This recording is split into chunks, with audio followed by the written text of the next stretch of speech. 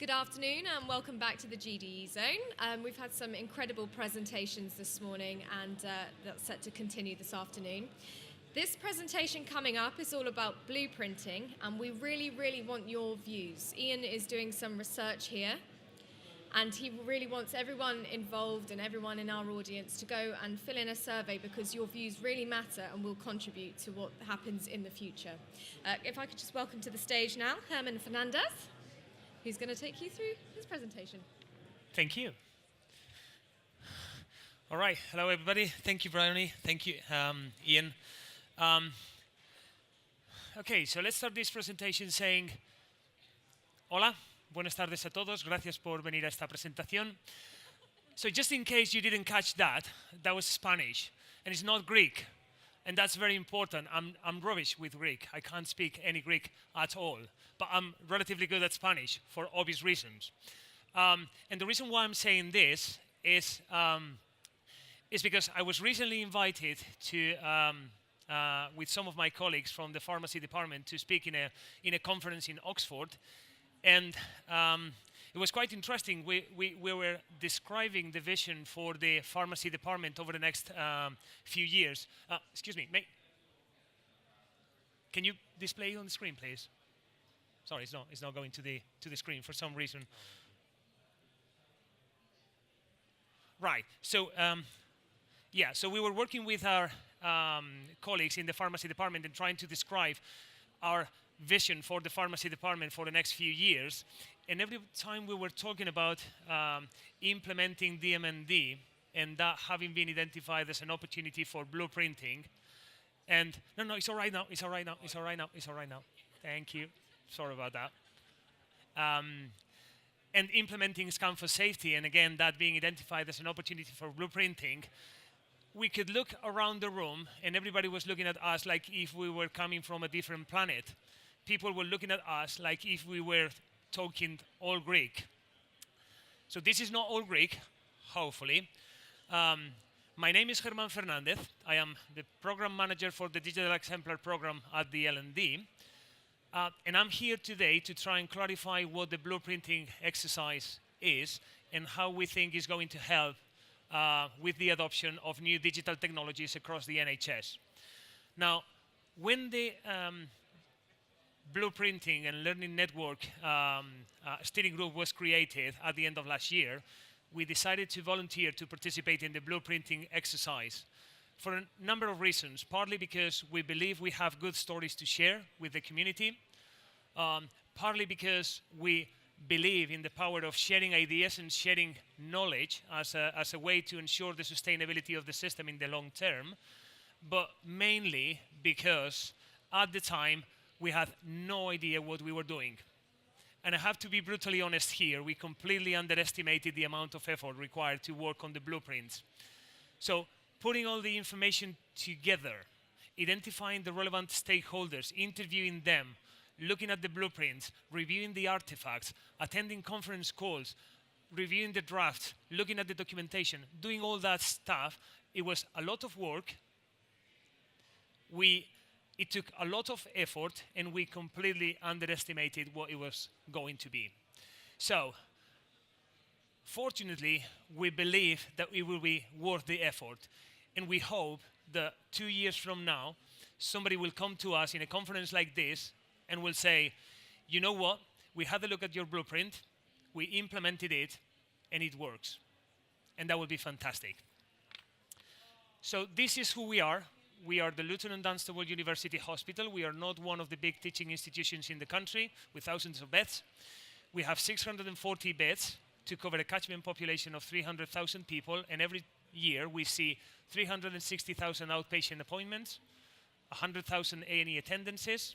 We deliver 5,000 babies with 3,000 staff and a turnover of £250 million. So a small district general hospital. But we seem to be one of the top performing organizations in the country, consistently delivering against this 4-hour target, right? And this is precisely the story that we want to share with you through this blueprint. And it's a story about strong leadership, it's a story about clinically led digital transformation, and it's a story about managing capacity and demand. So this story probably goes back many, many years, but it was under the extraordinary leadership of Pauline Phillip, who joined the trust in 2010 as our CEO, when the 4-hour target ceased to be an A&E target, or an A&E problem, if you allow me the expression, to become a trust target. So Pauline brought the whole organization together to work and pursue a common goal. And her vision was very simple. If it doesn't work in the back door, it can't work in the front door. So what she did is, working together with clinicians, working together with the director of operations and the director of IM&T, what they did is they brought everybody who was involved in the management of patient flow, and they tried to identify what information was needed in order to implement an effective management of patient flow and an efficient discharge process. And the journey from this is not my problem culture to a shared ownership culture is quite fascinating, but I will invite you to have a look at the blueprint for more details. All I can tell you at the moment is that it culminated with the implementation of the Ops Center. And this is the Ops Center where the patient flow management team has full visibility and control over capacity and demand. And they do it with a lot of IT systems and solutions. So you can see 7 different workstations in a relatively small room. You can see the UPS system to ensure we can continue operating in the event of an outage. And you can see the wall here with 9 big screens displaying all the relevant information to support quick decision making. Yeah? So this is where they find the information to control the capacity and demand. And they can see all the small icons and the small alerts to support an understanding of which patients are waiting for transport, which patients have been discharged, which patients need to receive their TTA drugs and other things, so that they can act upon that information and get the patients discharged. So this is a schematic view of the wall. So these are the 9 screens that they can see on the wall. And some of these screens, the ones at the bottom, are permanently looking at the same elements to control the patient flow, whereas the others can switch between different systems and different areas in order to address specific situations and control specific situations. So that was about visibility. This is about control. So how do they control the capacity and demand across the trust? They have a number of mechanisms, including control meetings, the main one happening at 11:30 in the morning with the general managers, the medical directors, and other people. They have things like triggering events and standard operating procedures so that they know how to act in front of certain information. They have things like escalation points that allow them to identify potential issues affecting discharge and to act upon that information, contacting the relevant team and getting the solution for that specific problem. So this is the way any given day starts in the Ops Center. We have our elective activity on one side, and we know that 325 patients will be coming to our A&E department on any given day. And 95% of those patients need to be admitted, transferred, or discharged within 4 hours. So some of those patients will be sent home, but we know from our experience that every day, give or take, we will have to admit 100 patients into the ward, 75 to the medical ward and 25 to the surgical ward. So this is the capacity we need to create. This is the capacity that the Ops Center will have to create on any given day. And the sooner they can start working on creating this capacity, the better.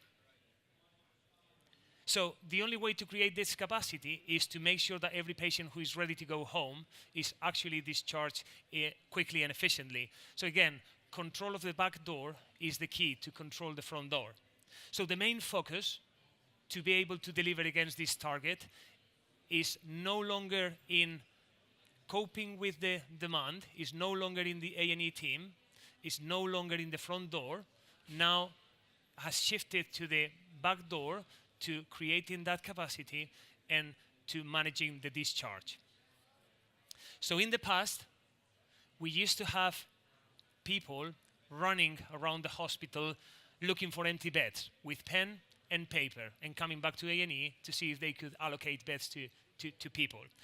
Today, let me give you a few examples of what we can do, what kind of information we have, and how this information is acted upon. So you have here the transport screen. So what they can see here is which patients are ready to be discharged, which patients are waiting for transport, which patients are waiting for TTA drugs and other things, so that they can pick up the phone, ring the relevant team, get the issue sorted, and get the patient ready to be discharged. Another example are A&E system with some clever stuff like the color coding to identify, a potential risk of breaches, but at the same time, some specifically bespoke designed data items like the predicted 4-hour outcome, which basically the way it's used is when a patient is admitted into A&E, depending on the assessment that the A&E team is doing, they will flag it up on this screen saying, well, this patient has a high probability of being admitted into the trust, so that the op center can see that information and can start working in creating that capacity to cope with that patient. Yeah. So in that situation, instead of having just an hour to create that capacity, they can work proactively to create that capacity. My third example is people have access to the ambulance system, so they can see which patients are coming to are on their way to the A&E department, and they can act upon that information, saying, well, if we have this number of patients coming to A&E, we need to create that capacity in A&E, and we need to start working so that this capacity is ready when they arrive to the A&E department. Right, so remember that these are just a few examples of triggers and actions, but if you're interested in this particular implementation, please have a look at the blueprint and come to speak to us. We're more than happy to hear from you. So, this is our first blueprint, but it's not going to be the last. We understand that this is the price that we have to pay for being a digital exemplar site, and in recent weeks, we've been talking to the NHS England and discussing a list of tentative blueprints that we're going to be implementing throughout the program.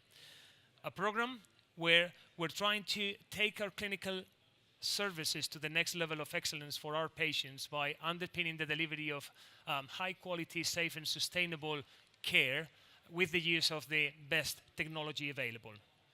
And a program where we want to take our digital maturity from HIMSS level 4 to an equivalent to HIMSS level 7 by building upon our previous experience as a best of breed site and by working with the best players in the market.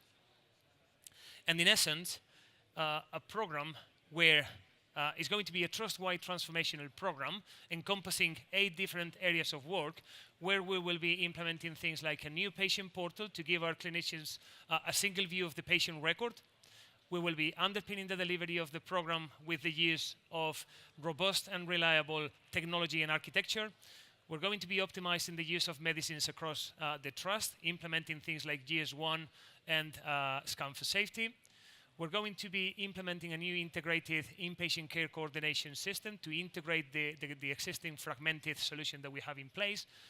We will be harnessing the power of business analytics to combine information from multiple sources and to bring this information together to provide advanced clinical decision support. We will reduce reliance on staff to navigate patients through the clinics by implementing a new outpatient clinic flow management system. We will extend the capabilities of our EDRMS solution with capabilities like e-referrals, e-forms, and others.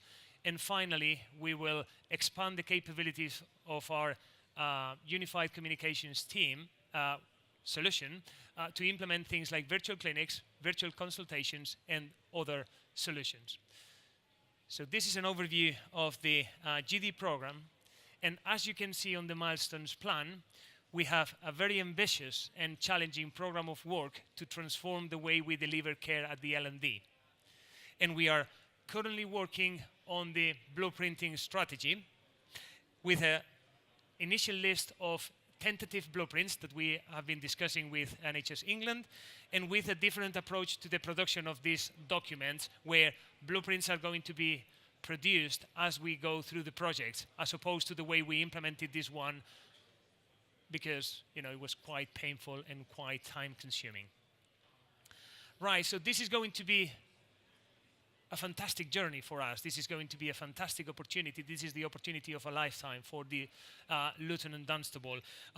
So we have recently opened our new innovation center in the Cranfield Technology Park, where we will be hosting busy agenda of national events and open days to invite people to come and see the systems we are implementing and to share our journey with the wider NHS.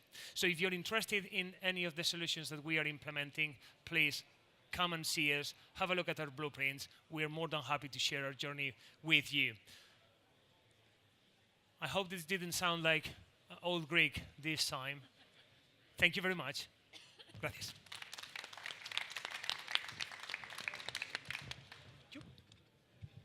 Thank you for that. I don't think we have time for any questions, so if anyone would like to go and talk outside of this session, then that would be great. We'll have another break in half an hour, so that would be fantastic. Can I now just have a little break for a second whilst we get the tech set up, and then I'll introduce our next speaker to the stage.